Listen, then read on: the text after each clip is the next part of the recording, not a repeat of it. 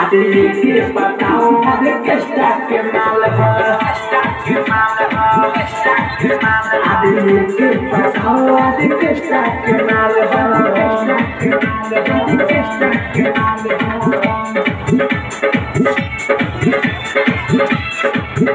आदि किस्ता के माल है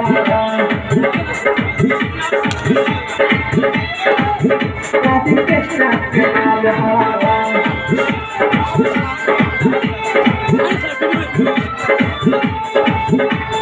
हिया रसीली हो